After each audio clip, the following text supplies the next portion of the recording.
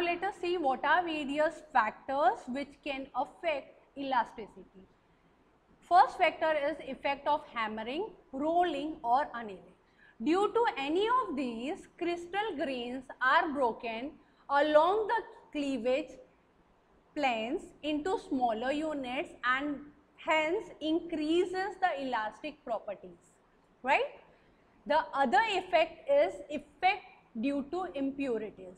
Impurities, we all know that we add for better crystal grain and without disturbing their original orientation. So whenever we add some impurities, elasticity of material changes by changing the grains of material or crystal grains of that particular material, and that also considering that its original structure should not be disturbed. Next factor which affects elasticity of any material is effect of temperature. We all know that elastic property or elasticity is directly affected with temperature. So with the change of temperature, elastic property of any material changes. A rise in temperature usually decreases the elasticity property of that particular material, right? And the last factor which affects elasticity of material is elastic modulus or effect of modulus. So what is modulus? Modulus is basically measure of force applied per unit area, right, required to achieve a given amount of deformation. So as you change the applied forces, elasticity of that material will be changed. Now types of elasticity. Here we can see that modulus of elasticity, also referred to as elastic modulus, or we can also call it as modulus, is basically a quantification of ratio of a material of elasticity, right? It is quantification of ratio of a material's elasticity. Modulus of elasticity measures the resistance of a material to non-permanent or elastic deformation when a ratio of stress is applied to its body. When under stress, material will primarily expose their elastic property.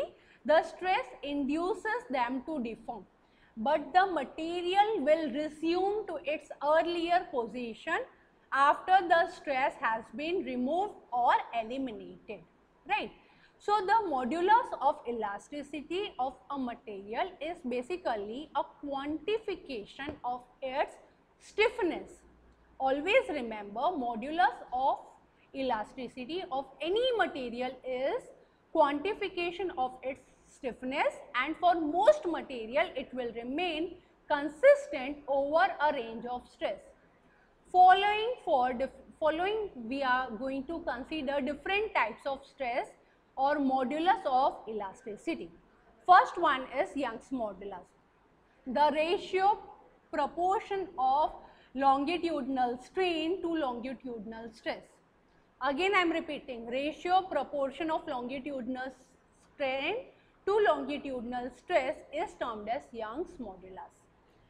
Bulk modulus, the ratio of stress applied to the body on the body fractional decrease in volume is called bulk modulus. Thus, when a body is subjected to three mutually perpendicular stress of the same intensity, the ratio of direct stress to corresponding volumetric strain is termed as bulk modulus, and it is generally denoted by the letter K. Coming to the next one, which is shear modulus. So shear modulus is also known as rigidity modulus. So another name for shear modulus is rigidity modulus. The ratio of tangential force per unit area to angular deformation in radians is termed as shear modulus, and shear modulus is generally represented by a letter C. Coming to one more important phenomena, which is Poisson's ratio. The ratio of lateral contraction to longitudinal elongation is termed as Poisson's ratio. The ratio of lateral contraction to longitudinal elongation is termed as Poisson's ratio, as you can see in this particular figure, right? Longitudinal strain and lateral strain. Poisson's ratio is denoted by V, is deformation of any material perpendicular to loading direction, right? It is negative ratio of transverse strain to axial strain. So as you can see, it is Poisson's ratio is given by lateral strain to longitudinal strain. Lateral strain this direction to longitudinal strain. Now let us take one example of this. A bar is subjected to tensile load of 55 kilonewton. Diameter of that bar is 31 mm, gauge length is 300 mm and extension is 115 mm or 0.115 mm, right? Now change in diameter is 0.00367 mm. Find Poisson's ratio, Young modulus, bulk modulus and modulus of rigidity. Fine. So let us first compile the given data here. Tensile load 55 kilonewton given to us, diameter 31 mm given to us, gauge length L 300 mm. Now extension, what is extension? Delta L. It is given 0.115 mm and delta D, that is change in diameter, is given to us 0.00367 mm. So let us first consider Poisson's ratio. Poisson's ratio is nothing but lateral strain upon longitudinal strain. So it is given by lateral strain. So this value of delta D divided by this D, right? So it is given by that, and longitudinal strain, that is 0.115 divided by 300. So 0.00567 divided by 31 upon longitudinal strain, which is 0.115 divided by 300.